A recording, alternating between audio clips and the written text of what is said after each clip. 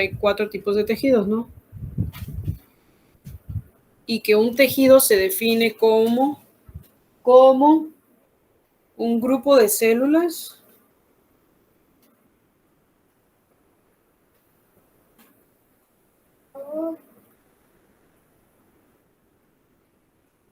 con una función específica.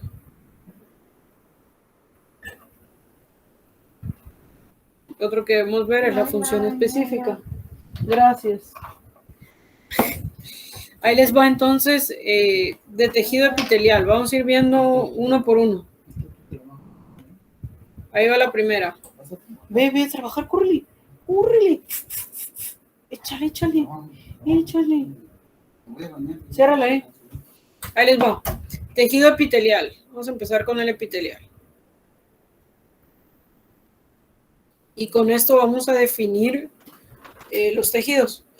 ¿Qué características deben tener las células para conformar un tejido epitelial? Son 3, así lo dice el ROS. 1, 2 y 3. ¿Sale? Las células deben tener uniones estrechas.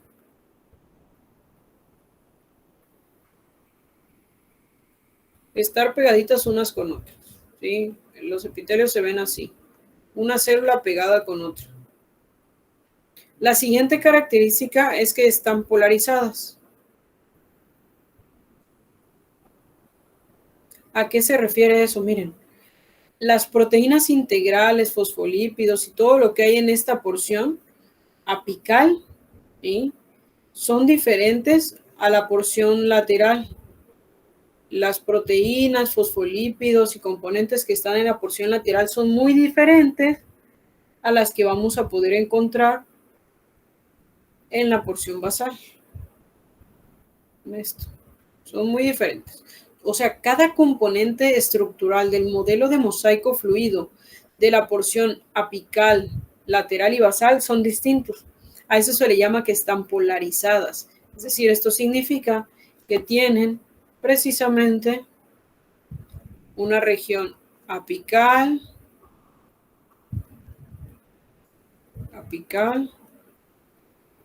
basal y tienen una porción lateral, ¿no? Eso es polaridad. Y la tercera nos habla de la región basal. Dice que toda célula descansa en una membrana basal.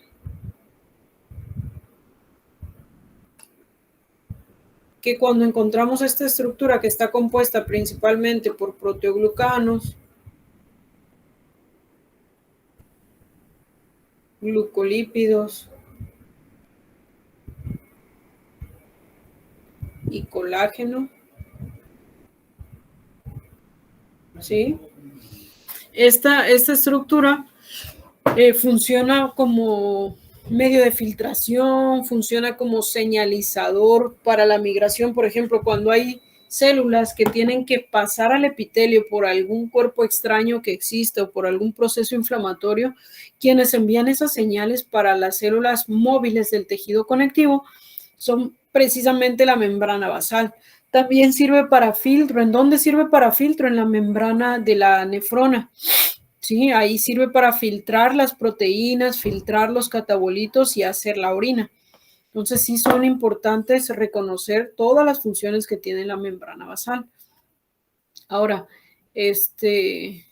cabría la pena que ahorita lo revisáramos y lo pongamos aquí de una vez, porque nos va a servir. Ahora, estas 3 características solo la tienen las células del tejido epitelial. ¿Qué función cumple el tejido epitelial? Díganme, las escucho.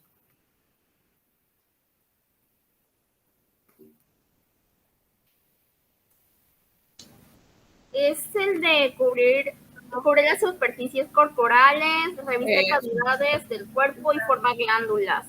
Muy bien, recubre superficies. Y esto, ¿a quién nos acordamos cuando nos dice recubrir superficies? A la piel. Recubre superficies y cavidades. Las cavidades, ¿a quién nos referimos? A vía respiratoria, vía urinaria, tubo digestivo, vasos sanguíneos. Son esos órganos que tienen un huequito, ¿sí? Que si es vía respiratoria, ¿quién va a pasar por ese huequito? El aire, ¿no? Que si es tubo digestivo, la comida. Que si es vía urinaria, la orina. Que si es vaso sanguíneo, la sangre. Estos son los órganos que tienen cavidad. ¿Sale? A eso se refiere a recubrir superficies. Con superficie se refiere a la piel. La piel es la que divide al cuerpo del ambiente externo, la que se vuelve la barrera. Sí, entonces recubre superficies y cavidades. Todo lo que sea hacia una superficie o vaya a formar una cavidad, eso lo va a hacer el epitelio, recubrirlo. ¿Cuál otro? Formar glándulas.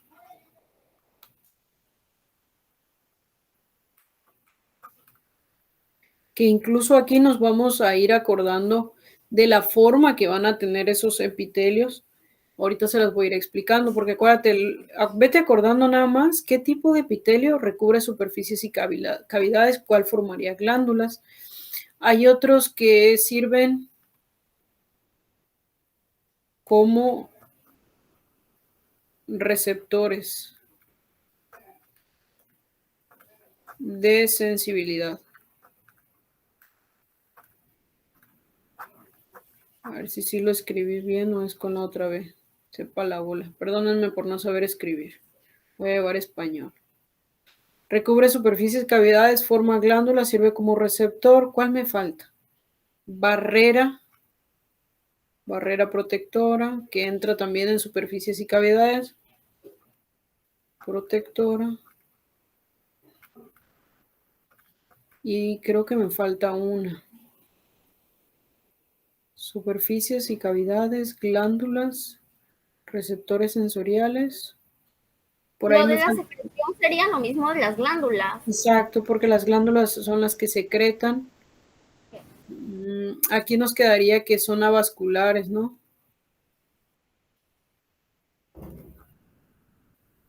Ahora miren, aquí mismo aprovecharíamos.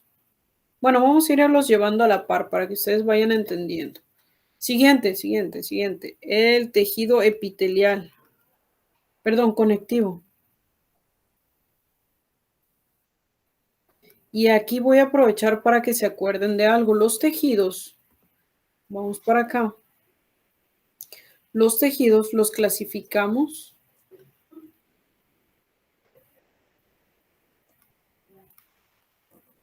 en relación a dos cosas. Morfología, que esto nos habla de la forma, y en relación a la función. Esto se refiere, pues, ¿para qué sirve, no? Ahí lo dice, ahí sí no hay mucho pierde. ¿Cuáles se clasifican en relación a la morfología? ¿Se acuerdan? ¿Cuáles? Ustedes hagan memoria, los que tenemos que estudiar por la forma que tienen. Son el epitelial y el conjuntivo. Eso, epitelial. Y el conjuntivo, conectivo o de sostén. Conjuntivo. Y los que se relacionan con su función, pues son el muscular y el nervioso. Entonces, cuando vamos a aprender las clasificaciones, recordamos que tanto el epitelial como el conectivo se clasifican por morfología. ¿Sí? Otro dato importante que aquí me gusta remarcar es que acuérdense que acá estamos estudiando que las células están compuestas por células y matriz extracelular. Si hablamos aquí del tejido epitelial, tiene alta cantidad de células, son muchísimas células pegadas unas con otras y casi nula matriz extracelular. Acuérdate que esos son los dos ingredientes para hacer un tejido, ¿no? Lo otro importante es que recordar que el epitelio casi siempre va a funcionar como parénquima.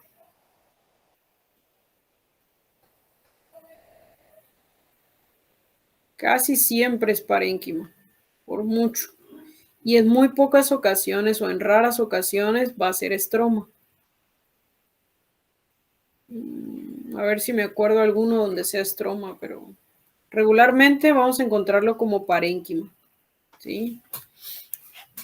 Y esa es de las otras características aquí para ir juntando lo que vimos de parénquima, estroma, células matriz. Y ya explicamos qué características tienen sus células y qué funciones cumplen.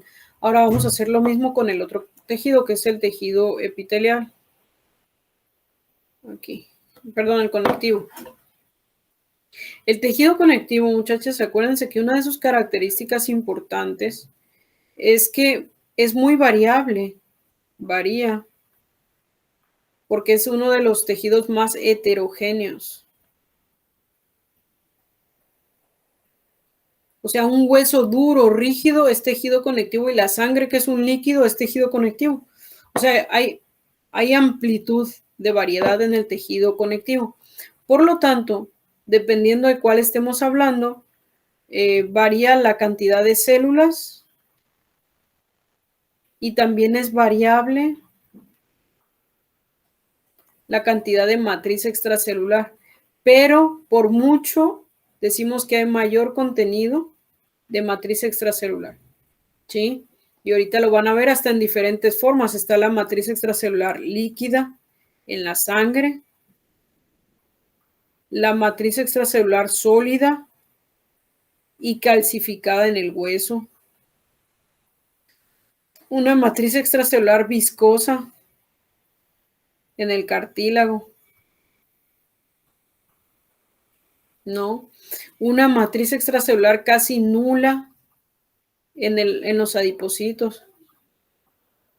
O sea, es muy variable, ¿sí?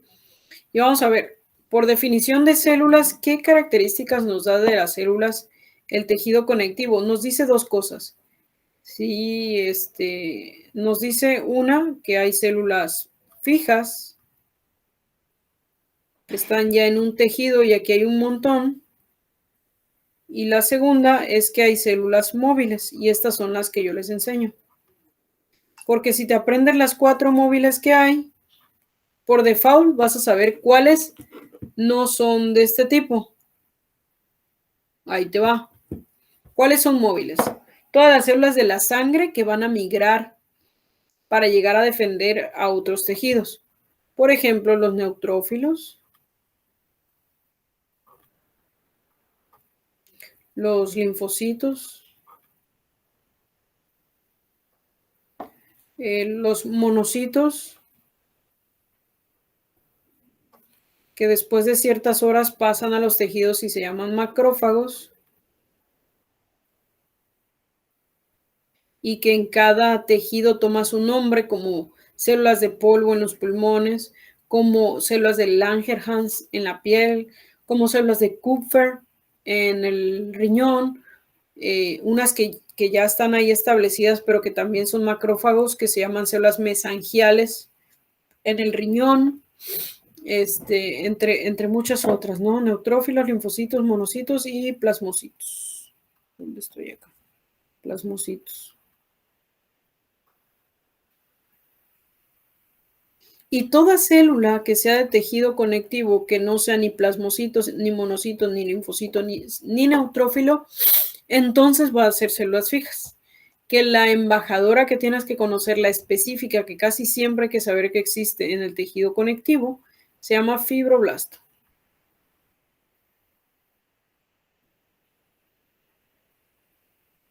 Que incluso tiene el nombre de una célula inmadura, porque blasto significa célula inmadura. Cuando ya termina en cito, entonces ya son células maduras, ¿no? Y este fibroblasto es inmaduro. Ahí entrarían también los adipocitos. ¿Cuál otro quieres? Los condrocitos, los osteocitos. los eritrocitos, los megacariocitos. Y yo quiero que ustedes sepan que la plaqueta, niñas, no es una célula. La plaqueta es un fragmento celular. Hagan de cuenta que la célula que hace plaquetas es un megacariocito que se empieza a fragmentar. Y cuando ese megacariocito se fragmenta, da lugar a varias partes de citoplasma que se llaman plaquetas. Ay, espérame tantito. Un momentito.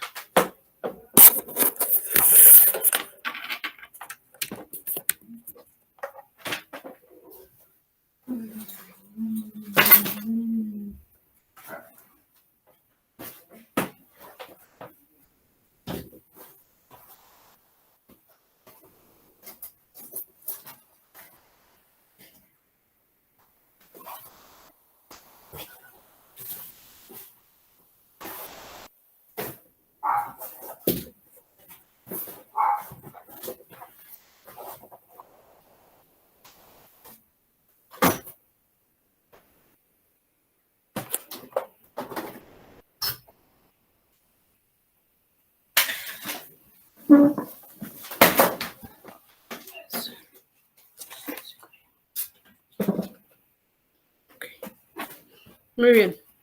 Entonces, decíamos de las células fijas y móviles y que los megacariocitos es la célula y la plaqueta es un fragmento celular nada más. ¿Sale? Eso es algo que deben de saber. Bien, bien, bien.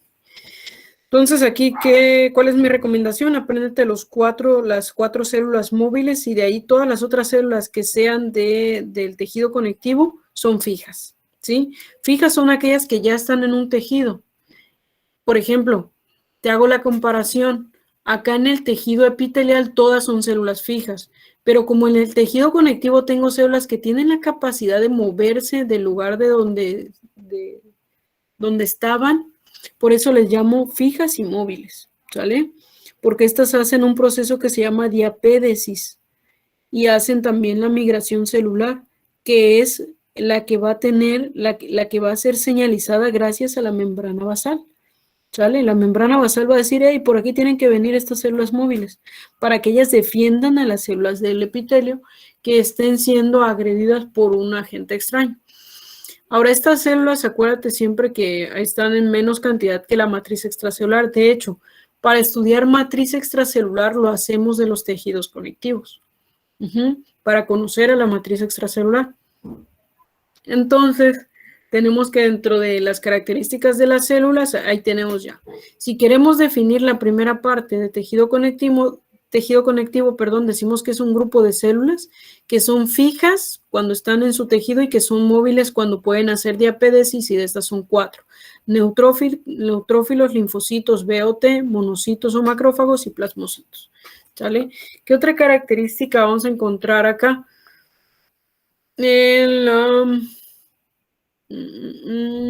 Hablamos ya aquí de la matriz extracelular, un poquito, que es el otro componente que aquí se estudia porque varía mucho. La matriz extracelular tiene 3 componentes. Las fibras, que pueden ser de 3 tipos. Colágeno, que pueden ser fibras elásticas y fibras reticulares. Acuérdate que esta matriz extracelular la hacen las células, ¿sí? Es un producto de secreción de las células. Luego, el otro componente que tiene la matriz extracelular es el agua metabólica y la sustancia fundamental. Sustancia fundamental. Que estos son proteínas de 3 tipos. Pueden ser proteoglucanos, que son cadenas lineales de grupos proteínicos aniónicos que atraen el ion sodio y entonces con eso atraen agua, los glucosaminoglucanos, ¿sí? Que son estructuras ya que agregan otros elementos y finalmente que de hecho los glucosaminoglucanos hacen a los proteoglucanos o viceversa, ahorita no recuerdo bien, pero tienen que ver lo mismo, su función principal es atraer agua, ser proteínas que atraen agua y el último elemento de la sustancia fundamental se llaman glucoproteínas.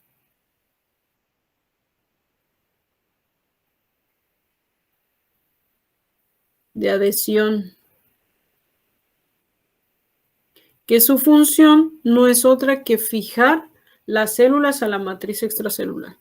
Y hay un montón. Para cada tipo de tejido especializado del conectivo hay su propia glucoproteína, ¿no? Osteopontina es una de las glucoproteínas, hay bastantes. De cada una hay diferentes elementos, pero con que te aprendas esto ya es bastante ganancia para ahorita. ¿Sí? Entonces acuérdate, la matriz extracelular tiene fibras que pueden ser de colágeno, elásticas o reticulares, tienen agua y pueden tener la sustancia fundamental que son 3 tipos de proteínas, proteoglucanos, glucosaminoglucanos y glucoproteínas de adhesión. ¿Vale? De aquí, función específica que cumple el tejido conectivo. 1. Sirve de estructura. Sirve de sostén a los otros tejidos.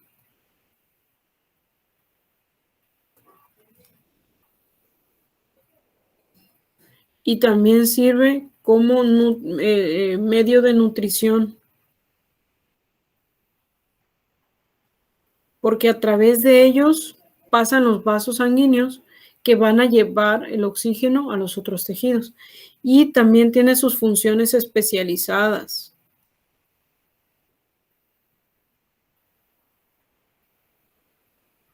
Y a eso nos referimos, que si hablo del cartílago, la función especializada del cartílago es evitar la fricción. Evita fricción entre huesos y sirve como amortiguador.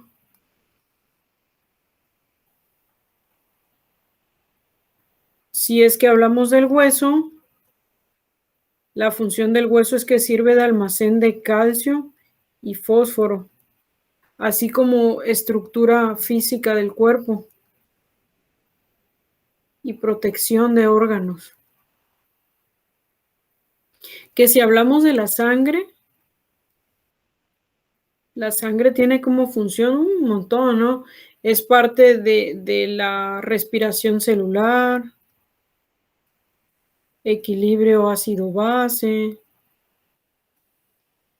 sirve como medio de transporte para muchas moléculas. Que si hablamos del tejido adiposo, almacena energía.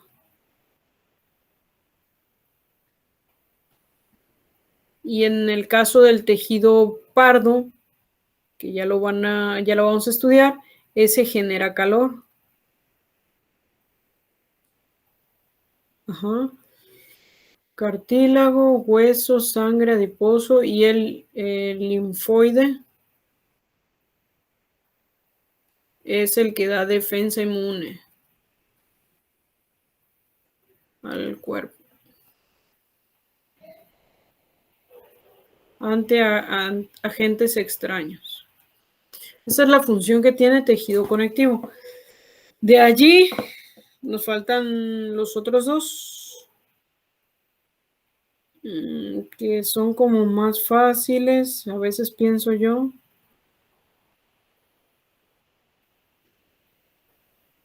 Vamos a ver el muscular, que estos ya tienen muchas cosas diferentes a estos que estudiar. El muscular, por su parte, tiene alta cantidad de células, muchas células, escasa matriz extracelular, ¿sí? Aquí, para hablar del tipo de células, lo que nosotros debemos referirnos primero es que hay 3 tipos de tejidos musculares, ¿no? Para empezar, está la fibra del músculo esquelético, que aquí son fibras largas,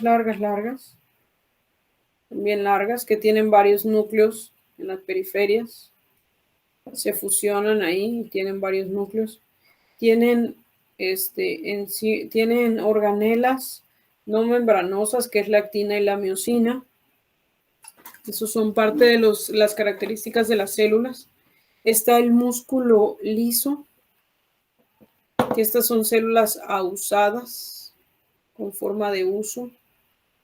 Estas, a diferencia de las otras, funciona la contracción más bien por las cadenas gruesas de miosina, ¿sí? Que están fijas al plasmalema de actinas. El mecanismo de contracción es bastante distinto a las otras. Y están las células del músculo cardíaco, que a diferencia de las otras, por eso este músculo liso no se ve estriado, porque la contracción es distinta. Y el músculo cardíaco son células con forma como apantalonada, le llama el Ross. Tiene un núcleo, tiene también estriaciones, ¿sí? Se ve estriado. Y esas son las características de las células, o sea, para cada una hay diferencia. Las células cardíacas solamente tienen un núcleo. Estas tienen muchos núcleos, ¿sí? N número de núcleos. Esta, la cardíaca solo una. En la lisa pueden verse 2 núcleos también. Estas son fibras muy largas, las del músculo esquelético son más cortas las fibras del músculo liso y cardíaco. Y hasta el mecanismo de contracción es distinto. Aquí hay una organización que se llama diada y en la otra triada, que es parte del sistema tubular, del plasmalema y del retículo endoplásmico liso que participa en la contracción. Y dentro de la función que tiene aquí el tejido muscular, pues la más importante es la contracción, que lleva a la motilidad y a la locomoción, que vienen siendo cosas similares. Hace que el cuerpo pueda moverse, hace que las vísceras puedan mover estructuras, entre otras cosas. Y el último que explicamos es el nervioso, que también se estudia el tejido nervioso, en relación a la función. ¿Sí? Es decir, nos vamos primero para qué sirven, que en este caso el tejido nervioso, su función principal es recibir estímulos,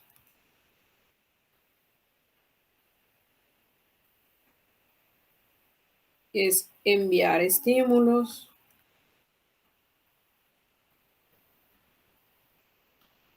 y es básicamente el que conecta al cuerpo con el medio exterior y el medio exterior con el cuerpo, ¿no? Genera potenciales de acción para estimular a las otras células a que tengan su función y su regulación es distinta. A nivel celular, el tejido nervioso está compuesto por muchas células, que son principalmente las clasificamos en 2, las células nerviosas, que generan potenciales de acción, y las células de la glía, que pueden ser aislantes, como en el caso de las células de Schwann y los oligodendrocitos, las células de barrera, como las células ependimarias, que este es un tipo de tejido epitelial también, pero que tiene función en el tejido nervioso. Existen ya los astrocitos y muchos otros más, pero finalmente el objetivo es recibir estímulos, transmitirlos al sistema nervioso central y regresarlo como una respuesta, son vías aferentes y eferentes. Y aquí en esto también vamos estudiando un poco de que este tejido se va a organizar en un grupo central, a lo que vamos a llamar sistema nervioso central, y otro grupo que va a tener función de nervios, que van a ser autónomos, sistema nervioso autónomo, que va a ser el simpático, ¿sí? Que se conoce como cefalocaudal, y el otro va a ser el parasimpático, que vamos a encontrar ganglios aquí al lado del sistema vertebral, se llama parasimpático. Y básicamente eso es lo que aprendemos de los diferentes. Ahora, si ustedes se dan cuenta hasta aquí, puedes entender a los 4 tipos de tejidos a la luz de saber definir que un tejido no es otra cosa que un grupo de células con una función específica. Que si quiero definir, por ejemplo, el tejido muscular, yo digo que es un grupo de células que tienen diferentes, que aquí hay de 3 tipos. Están las fibras largas polinucleadas, que es el músculo esquelético, que están las fibras ausadas, que tienen pocas fibras y la contracción es distinta, y están las fibras de músculo cardíaco, que estas finalmente la función específica que van a tener es contracción, motilidad y locomoción, que es básicamente lo mismo.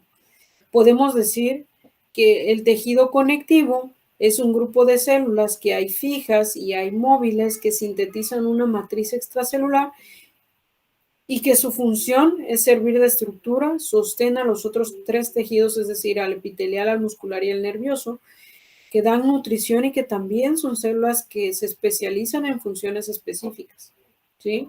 O decir que el tejido epitelial es un tejido es un grupo de células que tienen uniones estrechas, que están polarizadas y que tienen una membrana basal con una función específica que es recubrir superficies y cavidades, formar glándulas, servir como receptor de sensibilidad y servir también como barrera protectora.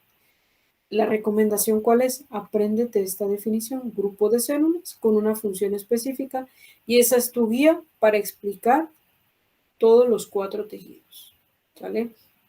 Obviamente ya aquí después vemos que, por ejemplo, una manera, las maneras de clasificar a los tejidos, ¿ya? Que en el epitelial, ¿te acuerdas que es por la forma, si son cúbicas, cilíndricas o planas? Y si está estratificado o es simple, si es epiteloide. ¿Cómo clasificamos los tejidos conectivos? Pues esos ya están clasificados en el del adulto, en el embriológico. Lo voy a poner de una vez para que ya quede completo esto.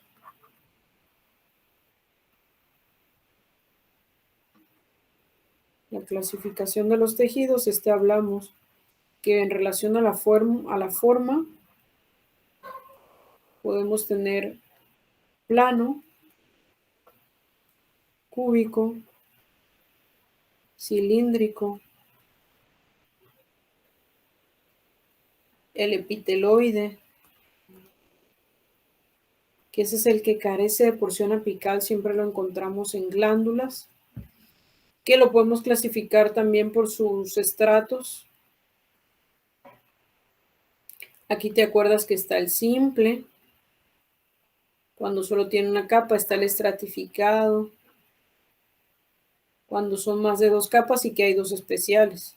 Los especiales es el respiratorio, que es pseudoestratificado, y está el de transición, que es el urotelio. Es el de transición, ¿sí? Y eso es como clasificamos a los epitelios, que le agregas que si tiene modificaciones apicales, le agregas si está ciliado, si es que tiene microvellosidades o es que tiene estereocilios, y que son más bien estereovellosidades. En el tejido conectivo, ¿cómo los clasificamos? En el del embrión, que está el mucoso, que es la gelatina de Wharton en el cordón umbilical, y está el mesénquimo.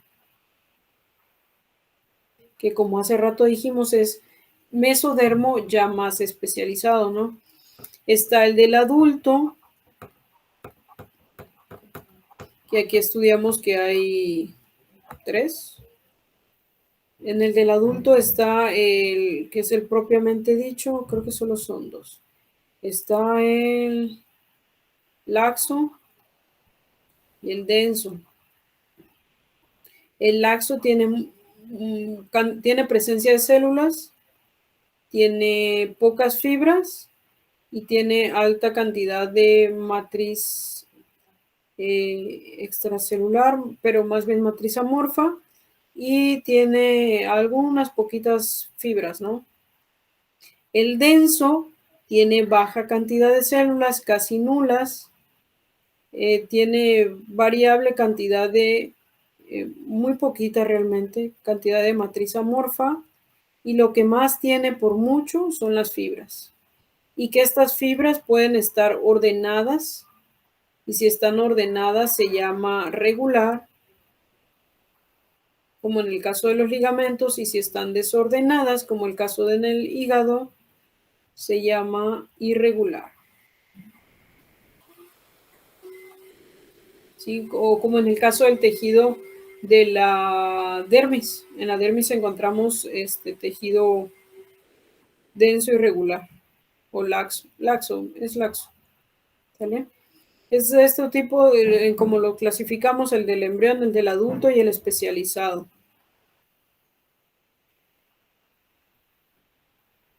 Que son estos que te presenté acá: el cartílago, el hueso, la sangre, el linfoide y el adiposo. 1, 2, 3, 4, 5.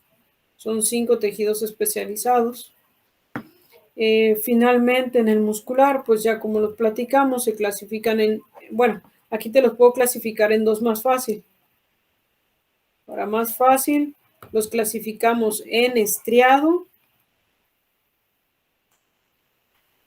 y liso.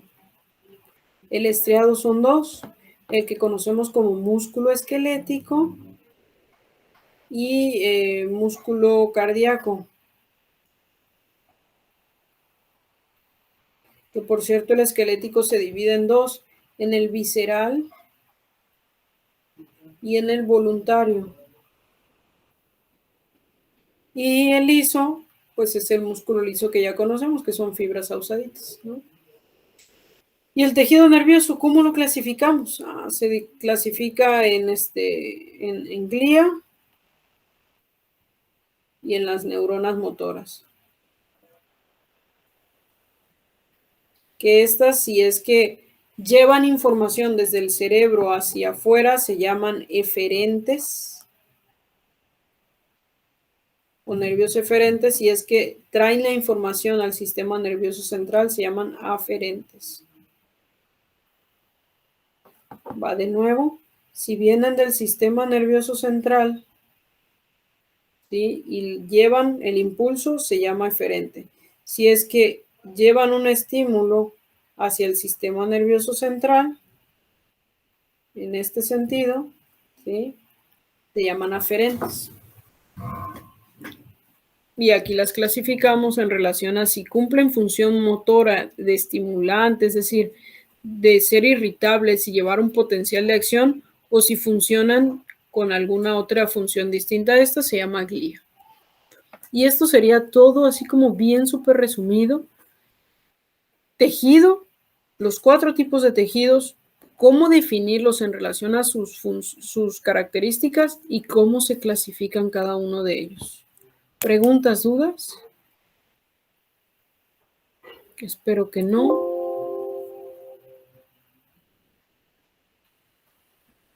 Vamos a ver si siguen ahí o ya se perdieron. Aquí estamos. Se durmieron. Vamos a detener aquí la grabación. A ver si se las puedo compartir lo más pronto. ¿Tienen alguna pregunta hasta ahí? No, Miren, yo no. Los cortes los podemos ver en la próxima clase. Los cortes histológicos. Sí, sin duda. Miren, mi recomendación acá